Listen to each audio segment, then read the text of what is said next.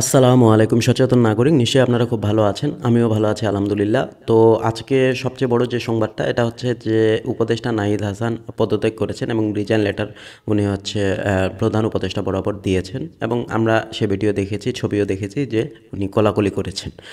তো এটা অবাক হওয়ার কিছু ছিল না আমাদের, কারণ আমরা গত কয়েকদিন ধরে এই গুঞ্জনটা শুনছিলাম যে উপদেষ্টা নাহিদ যে কোনো মুহূর্তে হচ্ছে পদত্যাগ করতে পারেন এবং যেটা হচ্ছে যে আমরা আশাও করছিলাম, কিন্তু এত তাড়াতাড়ি করবে এটা আমরা ভাবি নাই।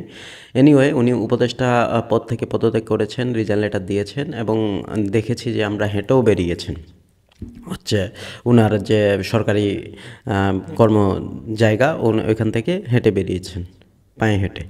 তো আমি সেদিকে যাচ্ছি না, আমি যে বিষয়টা বলতে যাচ্ছি উনি বলেছেন যে যখন মানে এই গণ অভ্যুত্থানের উনি মুখ্য সমন্বয়ক হিসেবে কাজ করেছেন এবং অনেক দায়িত্ব পালন করেছিলেন আমরা দেখেছি।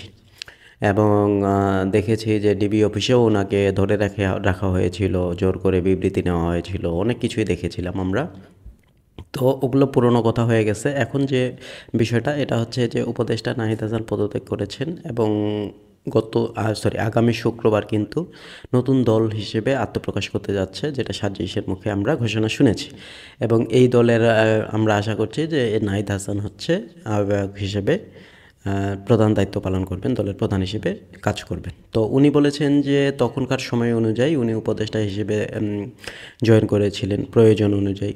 সো এখন আবার উনি প্রয়োজন মনে করছেন যে রাজপথে থেকে রাজপথে থেকে হচ্ছে কাজ করার প্রয়োজন মনে করছে, যে দেশের স্বার্থে বা জনগণের স্বার্থে বা এই প্রয়োজনটা মনে করছে। তো আমি আশা করি যে উনি যে ডিসিশনটা নিলেন এটা সময়োপযোগী হয়েছে কি না উনি সময়ই প্রমাণ করে দিবে, যখন ওনার নতুন দল প্রকাশ পাবে এবং উনি কীভাবে কাজ করছেন দেশের জনগণের সাথে, দেশের সাথে, মানুষের সাথে এবং নিজের মেধা বুদ্ধি বৃত্তিকে কীভাবে কাজে লাগাচ্ছেন, এই বিষয়টা এখন আমরা দেখার অপেক্ষায়।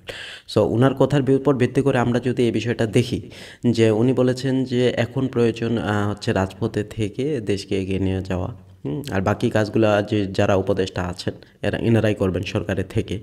এবং উনি রাজপথে থেকে নতুন দল গঠন যেটা হচ্ছে এবং আগামী শুক্রবার মানে 28 ফেব্রুয়ারিতে আত্মপ্রকাশ করতে যাচ্ছে যে দল, সেই দলে উনি জয়েন করবেন অবশ্যই।